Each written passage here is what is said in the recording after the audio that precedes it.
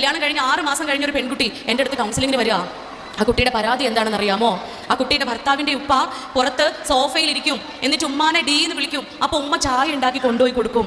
ഉപ്പ എന്ത് ചെയ്യും? ഏകദേശം അരമണിക്കൂർ എടുത്ത് ആസ്വദിച്ച് ചായ കുടിക്കും. ചായ കുടിച്ചതിന് ശേഷം അടുത്ത ഡീ എന്ന് വിളിക്കുമ്പോൾ ഉമ്മ വന്ന് ആ ഗ്ലാസ് എടുത്ത് കൊണ്ടുപോയി കഴുകി വെക്കും. I want divorce. അവൾ പറയാണ്, ഐ വോണ്ട് ഡിവോഴ്സ്, എനിക്ക് ഡിവോഴ്സ് വേണം. ഞാൻ ചോദിച്ചു, നീ വാപ്പാനെ അല്ലല്ലോ കല്യാണം കഴിച്ചത്, വാപ്പാൻ്റെ മോനെയല്ലേ, പിന്നെ എന്തിന് ഡിവോഴ്സ് വേണം?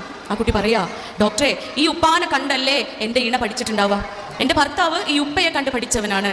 അവന് ഞാൻ കട്ടൻ ചായ ഉണ്ടാക്കി കൊടുക്കേണ്ടി വരും, അവൻ്റെ ഡ്രസ്സ് ഞാൻ അയൺ ചെയ്ത് കൊടുക്കേണ്ടി വരും, അവൻ്റെ ഷൂ ഞാൻ പോളിഷ് ചെയ്ത് കൊടുക്കേണ്ടി വരും, അവൻ കഴിച്ച പാത്രം പോലും ഞാൻ കഴുകി വെക്കേണ്ടി വരുമെന്ന്. കാലം മാറിയില്ലേ? കാലം മാറി. എനിക്ക് 3 ആൺകുട്ടികളാണേ. നേരത്തെ പറഞ്ഞില്ലേ, 4ാം ക്ലാസ്സിലും 3ാം ക്ലാസ്സിലും LKG പഠിക്കുന്ന 3 ആൺകുട്ടികളാണ്. ഇൻഷാ അല്ലാഹ് ജീവനോടെ ബാക്കിയുണ്ട് എങ്കിൽ, എൻ്റെ തമ്പുരാൻ വിധി കൂട്ടുകയാണ് എങ്കിൽ 3 പെൺകുട്ടികളെ അവർ കൊണ്ടുവരുമെന്ന പ്രതീക്ഷയിലാണ് ജീവിക്കുന്നത്. അന്ന് വൈകുന്നേരം ക്ലിനിക്ക് അടച്ച് വീട്ടിൽ ചെന്ന ഉടനെ ചെയ്തത് എന്താണെന്നറിയോ? 3 മക്കളെ വിളിച്ചു